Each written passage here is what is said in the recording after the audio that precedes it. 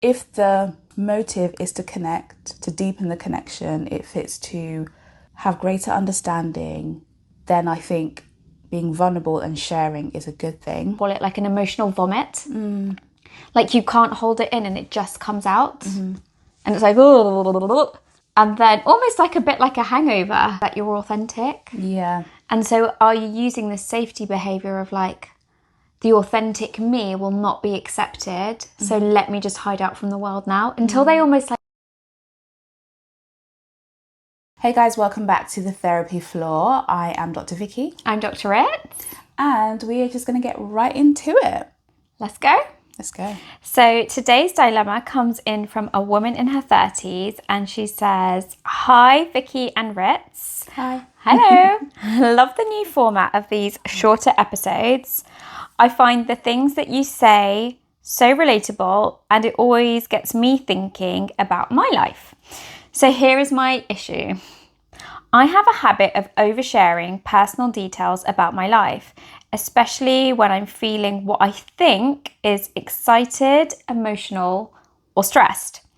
In the moment, it feels like a relief to open up, but afterward, I often feel vulnerable and exposed. Sometimes it's my good friends, sometimes it's even people I've only just met. I start worrying that I've shared too much, or that people will judge me or see me differently. When I go home, I end up feeling anxious and regretful, replaying the conversation in my head and wishing I could take some of what I said back. I think that I'm not going to... Sorry, let me say that. I think that's it. I'm not going to see people. I'll just stay in my bubble and I will avoid seeing anyone for a while. But then, of course, I do, and it happens again. What do you make of it all, and any tips for what I can do differently? And just to give you an idea about my life, I'm married with kids, have good friends, and life generally feels good on the whole. I always felt a lot, so they've said felt a lot, growing up, and my parents described me as emotional. In hindsight, I don't think I ever really had a space I could take my feelings to. Sometimes my aunts, but nothing I remember going and speaking to somebody specific. I hope I'm making sense. Yeah. That's a lot of context for us, isn't it?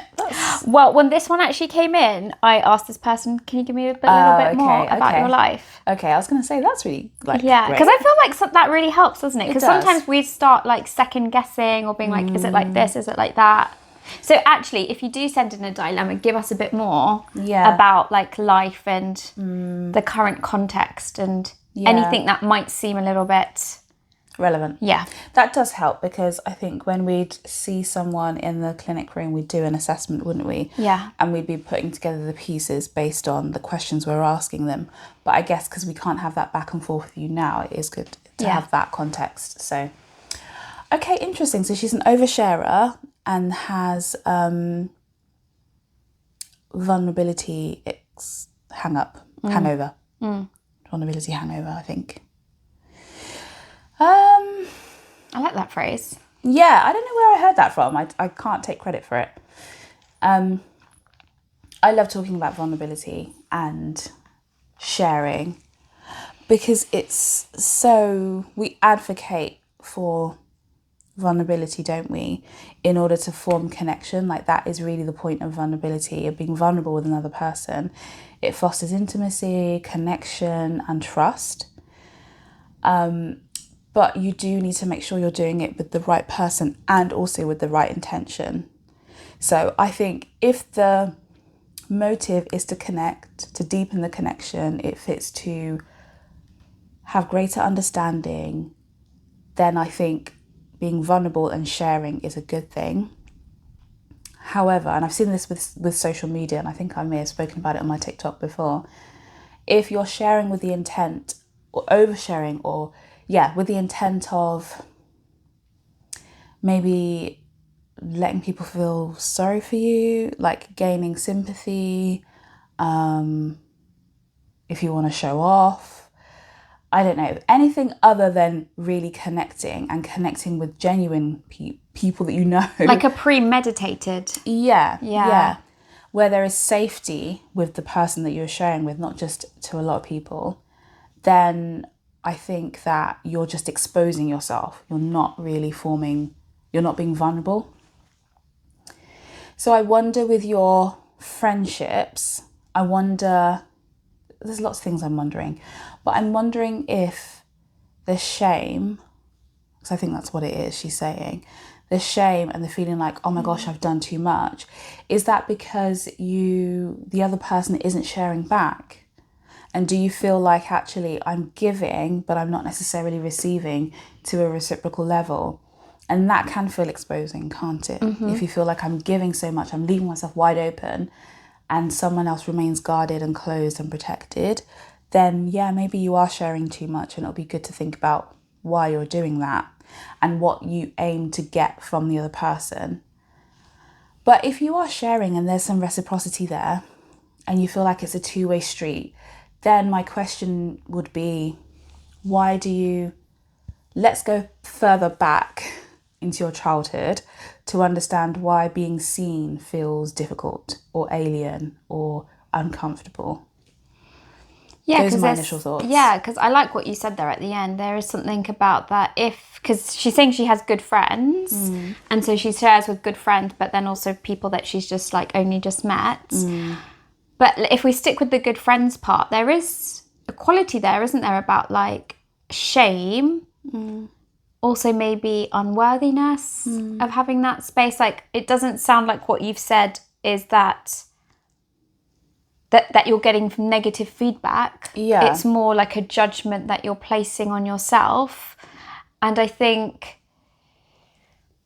to me, it sounds like it could be coming from the ability to be held. So I just wonder whether, because you talk about, when you said, I always felt a lot growing up and my parents described me as emotional, I wonder where that was held. So that's why I'm wondering, like, do you hold things, and then you have these meetups with people, or somebody's offering you a space and maybe they're sharing, and then what ends up happening to you, and it's not a nice term, but I actually call it like an emotional vomit. Like, you can't hold it in and it just comes out. And it's like, oh, and then almost like a bit like a hangover. Yeah. I've had a good time. Yeah. I've drunk too much, I've had a hangover, and oh God, I don't want to face up to it the next day. Yeah. Like you were saying, the vulnerability hangover. I think holding has a lot to do with it here. If you weren't held, if your emotions weren't held, and if, a parent describing their child as emotional, to me, that sounds like the parent is saying you're too much. Yes.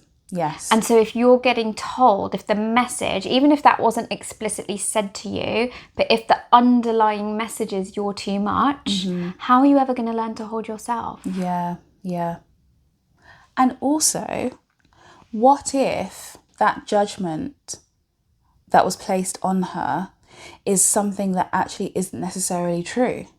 Well, of course it's not true, is it? Sure, no, but I'm thinking, what if her parents were the ones that actually were, I don't know, repressed, cold, and actually what is a normal level of emotion seemed too much for them because of their incapacity to manage deal with emotion. Yeah. And so I wonder the quality of the things that you're actually oversharing. Are you actually oversharing? I think that's what I'm getting at. Or are you just, in your mind, you have this belief, I'm too much, and any expression of emotion, personal, anything personal feels like you're doing too much, when maybe you're not, actually. So I wonder what level you're judging, or like the measuring stick here of you being an oversharer, because you actually also could be quite authentic. I actually wonder if anyone in your adult life has told you you're too much. Yeah. Like, do you have any evidence for that? That you're too emotional? That you feel too much, that you share too much? Like, I'm wondering...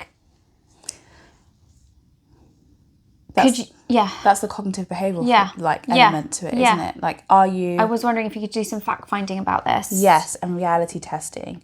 Are you basing this just on your emotions and how you feel internally, or is there some external evidence to confirm what you're thinking about yourself? The isolation part that you talk about, like just wanting to hide out in your home, to me that sounds like a safety behavior.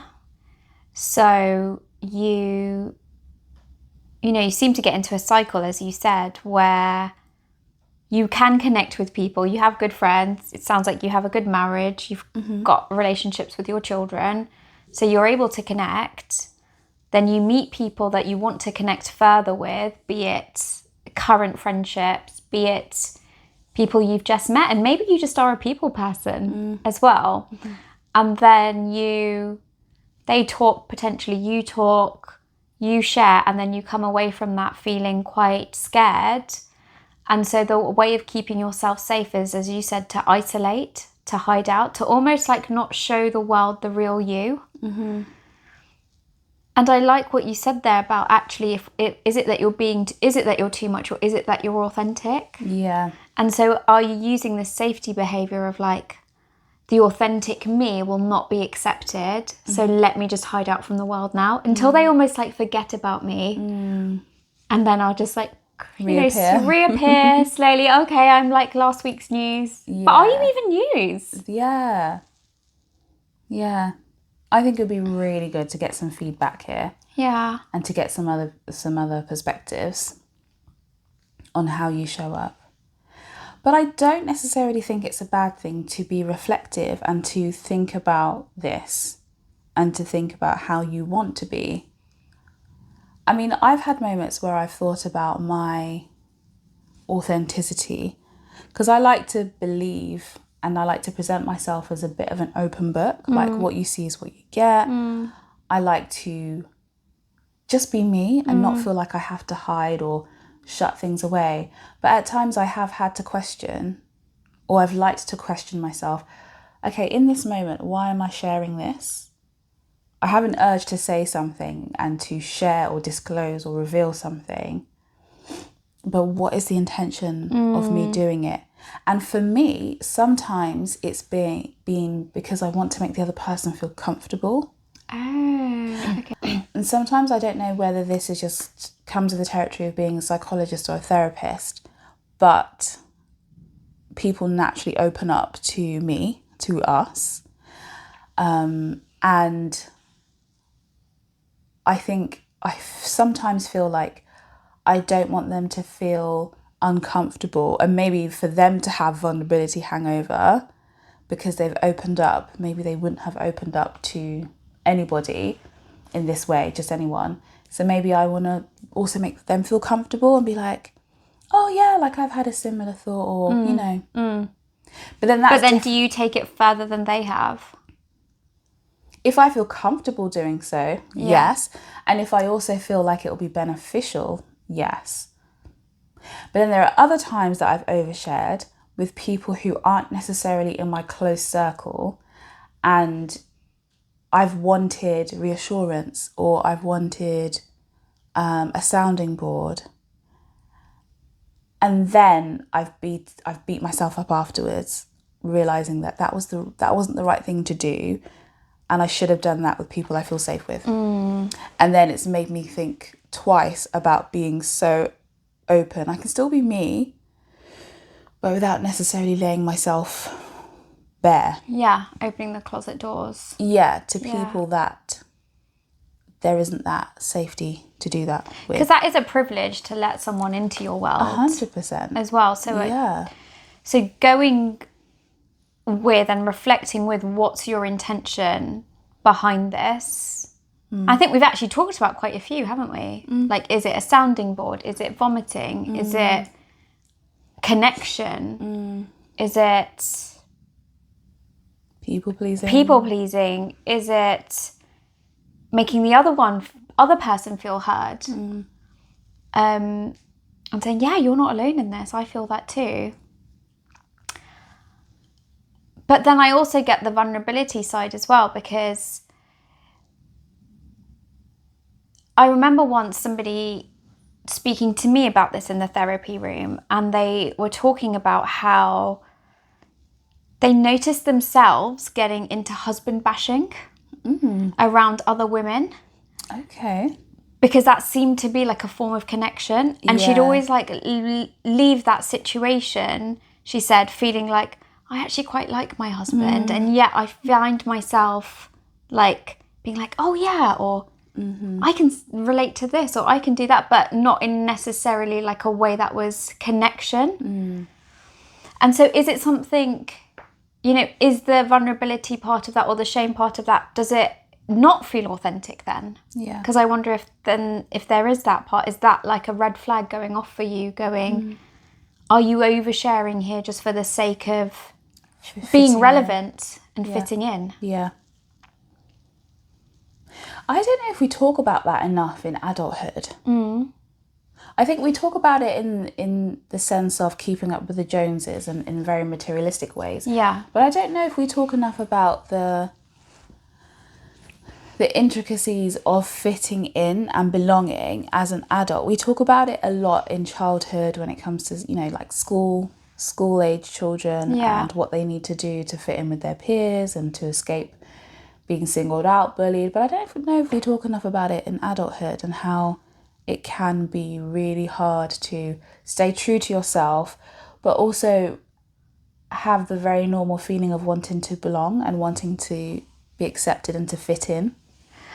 Because I think making friends as an adult is a really hard thing to do. Yeah, it is. And so that almost feels like common ground, doesn't it? And so it's quite easy to get caught up in something that, because you're maybe trying to make a friendship, I feel like in adulthood, the ability to come into contact with people is probably far less than in childhood, especially more so with COVID and the pandemic that has happened. And when you feel like, gosh, this is my chance here, especially if maybe you are a social person, you like connection, you like other people, you like meeting new people, it can feel like I have to grab this opportunity, and if this is where the conversation is going, and then if I meet them again, if this is where the conversation keeps going, then is this the narrative I have to keep up with, feed into, find one for myself to be relevant as part of this group that's going on, or this group that's forming. But then I would encourage you to have the confidence to change the narrative and see what happens to the group dynamics. Yeah. Because conversations don't just need to be about sharing, do they? Like intimate bits about you. No, you can share like values, you can share philosophies, you can share opinions. Yeah. You can share celebrations. Yeah. Things that have actually gone well. Yeah. So I would be interested in that. Do you find like a lot of your conversations end up being about sharing? Do you find yourself with people that often share vulnerabilities? And so if that's the case, and that's actually I wonder if that's maybe your body saying, let's change things up a bit. Like it just feels like a bit too exposing each time. Yes. See if you can change the dynamic to come to the conversation. And this might even be like rehearsing, not even a conversation, but points beforehand of, I can talk about this, or I can talk about that, or this has been exciting for me. Yeah. Because it is quite easy, isn't it, to notice the things that aren't going well and to share those. Even though I know there's the other side of it where we say people don't share enough. It can also be quite easy to latch onto. Like the complaining. Yeah. Yeah. That's a good word for it. It's taken a few directions, this one. It has. And I think the key element here is to remain curious about what you're doing, why you're doing it.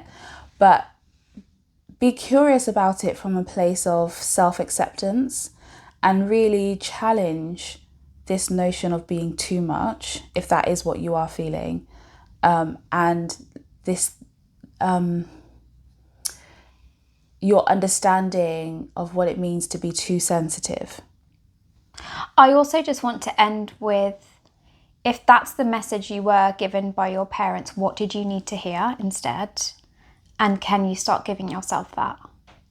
Exactly. Yeah. The compassion that was lacking. Can you fill that up? Yeah. Okay. Thank you for that. Thanks for sending that in. I really liked that one, actually. I think that's really relatable. Yeah, I do too. I felt that too. I do too. I mean, yeah, I shared a bit of my own experiences of that. But yeah, if you have had a similar experience or similar thoughts, please let us know. Feel free to comment. And as always, you can send us your dilemmas at hello@thetherapyfloor.com. And we will see you in part 2 for our next dilemma. Ciao. Bye.